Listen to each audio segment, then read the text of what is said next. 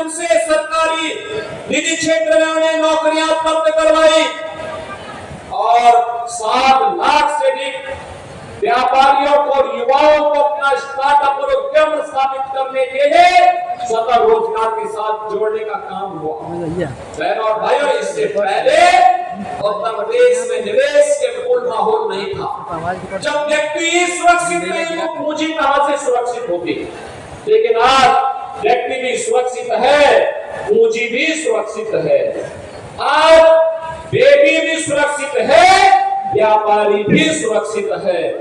आज अन्नदाता किसान का भी सम्मान है, नारी सशक्तिकरण के लिए भी कार्य है और युवाओं को भी सम्मान प्राप्त हो रहा है। और उसी अभियान के क्रम में आज एक बार फिर से मात्र एक सप्ताह में ही पूरी सरकार आपके द्वारा ये आपसे कहने के लिए कि विकास की इस प्रक्रिया में अब जाति के नाम पर विभाजित होने की आवश्यकता नहीं, विकास की इस प्रक्रिया के साथ जुड़ने की आवश्यकता है, जिससे आप भी विकास कर सके, मैनपुरी भी विकास कर सके, करहल भी विकास कर सके, यहाँ का नौजवान भी, यहाँ का अन्नदाता किसान भी, यहाँ का व्यापारी भी और यहाँ की नारी भी विकास की प्रक्रिया में जैसे किसी पान के 4 पहिया होते एक साथ मिलकर के चलती है तो गाड़ी की स्पीड बढ़ती है, ऐसे ही 4 मजबूत आधार स्तंभ बन करके मैनपुरी को भी विकास की प्रक्रिया के साथ जोड़ने के इस क्रम में हम सबको सहभागी बनना पड़ेगा।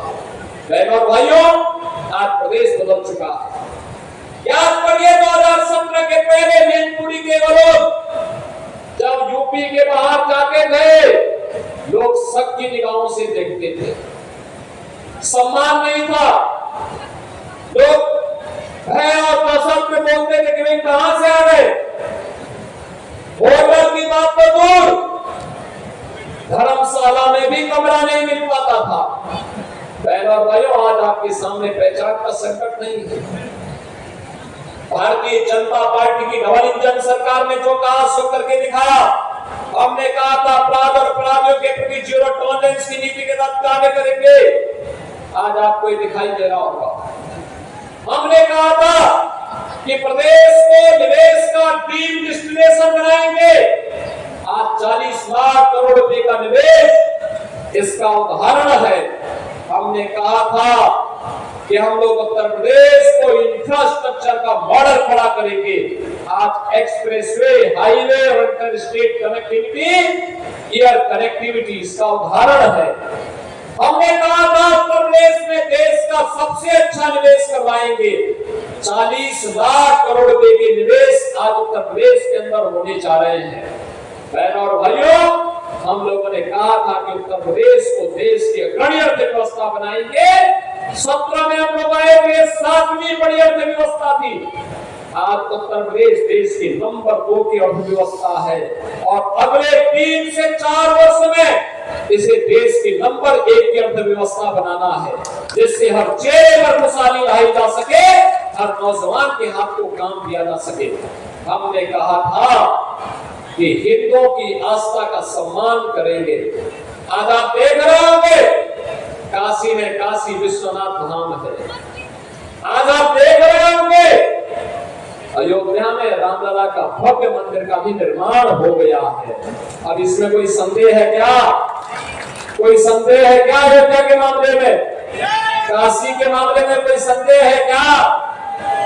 और मथुरा वृंदावन में भी कार्य युद्ध स्तर पर आगे बढ़ रहा है, विकास के कार्य नए सिरे से आगे बढ़ रहे हैं। ये समाजवादी पार्टी की सरकार थी, ये तो जन्माष्टमी के अवसर पर इन्होंने भगवान कृष्ण की जन्माष्टमी के आयोजन को रोक लगा दी थी, नहीं बनने दी थी, क्योंकि जन्माष्टमी में परित्राणाय साधुनाम विनाशाय च दुष्कृताम का घोष करने वाले श्री कृष्ण भगवान के द्वारा इस उद्घोष से कुछ लोगों को परेशानी होती थी, इसलिए समाजवादी पार्टी के सरकार में उनके नेताओं ने बैन कर दिया था। जब मैं आया था 2017 में सरकार में आया तो बहनों और भाइयों, मैंने कहा भी जन्माष्टमी में क्या आयोजन होता है? लोगों ने कहा कोई आयोजन नहीं होता। अरे हमने कहा एक ही तो आयोजन है जो जेल में, थानों में और पुलिस लाइन में होता है। इसको धूम धड़ाके के साथ इस आयोजन को आयोजित करो, जिससे भगवान कृष्ण की बताए मार्ग पर चल करके समाज सज्जनों की रक्षा कर सकेगा और दुर्जनों से कायदे से निपटने का काम भी कर सकेगा। और बहनों और भाइयों, आज मुझे बताते हुए प्रसन्नता है, जन्माष्टमी का आयोजन पूरी भव्यता के साथ सभी 1585 धामों में, 75 जनपदों में, सभी जेलों में और निजी आयोजन के अवसर पर भी हर गांव, हर शहर में कहीं झांकी निकल रही है, कहीं शोभा यात्रा निकल रही है, कहीं डोल यात्रा निकल रही है, पूरी भव्यता के साथ आयोजित हुआ। पर्व और त्योहार का क्या महत्व होता है, ये भारत के अंदर आकर के लोग देखें। भारत की विविधता, भारत के अंदर पर्व त्योहारों की परंपरा इसका उदाहरण है और यह भारत की पहचान भी है। उस पहचान को बनाए रखने के लिए सरकार के स्तर पर प्रयास हो रहे हैं, नए नए अभियान चल रहे हैं। और आज मैं आपको यही आश्वस्त करने के लिए आया हूं कि बहनों और भाइयों, सरकार विकास के साथ भी आपको जोड़ना चाहती है, सरकार नौकरी और रोजगार के साथ भी जोड़ना चाहती है, सरकार हर तबके के उत्थान के लिए कार्य करने के लिए पूरी तत्परता के साथ कार्य कर रही है।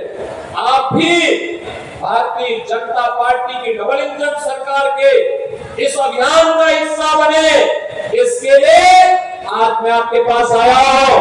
आज के इस अवसर पर आपको मैं एक बार फिर से 450 करोड़ रुपए की परियोजनाओं की सौगात आज मैनपुरी वासियों को, खासतौर पर करार विधानसभा क्षेत्र वासियों को प्राप्त हो रही है। इसमें सड़क का भी है, पेयजल का भी है, स्कूल का भी है, स्वास्थ्य सेवाओं का भी है, स्टेडियम का भी है और अन्य अग्निशमन केंद्र का भी है। इन सब की एक बार फिर से हृदय से बधाई देते हुए आप सबके प्रति मैं अपनी शुभकामनाएं देता हूं और विश्वास व्यक्त करता हूं कि आप सबका आशीर्वाद भारतीय जनता पार्टी को अनवरत प्राप्त होता रहेगा। इस विश्वास के साथ आप सबके प्रति मेरी मंगलमय शुभकामनाएं हैं। धन्यवाद। जय हिंद। दिल की गहराइयों से हम आभार प्रकट करते हैं श्री माननीय मुख्यमंत्री जी का। और आप कार्यक्रम के संगीत सम्मान का ज्ञापन सादर आमंत्रित करते हुए जिलाध्यक्ष भारतीय जनता पार्टी मैनपुरी श्री राहुल चतुर्वेदी जोरदार तालियों के साथ अभिनंदन। बोलो भारत माता की। आज के मंच पर उपस्थित हम सबके नेता, पूरे भारत वर्ष में बुलडोजर बाबा के नाम से पहचाने जाने वाले उत्तर प्रदेश के मुख्यमंत्री आदरणीय योगी आदित्यनाथ जी, मंच पर उपस्थित आदरणीय क्षेत्रीय अध्यक्ष गुरु विजय साठी जी, आदरणीय संतोष सिंह जी, आदरणीय जयवीर सिंह जी, सभी मंत्रीगण, सभी नेतागण, यहाँ उपस्थित सभी संजन समुदाय, मैं आप सबका बहुत बहुत धन्यवाद और बहुत बहुत आभार प्रकट करता हूँ। बहुत बहुत धन्यवाद।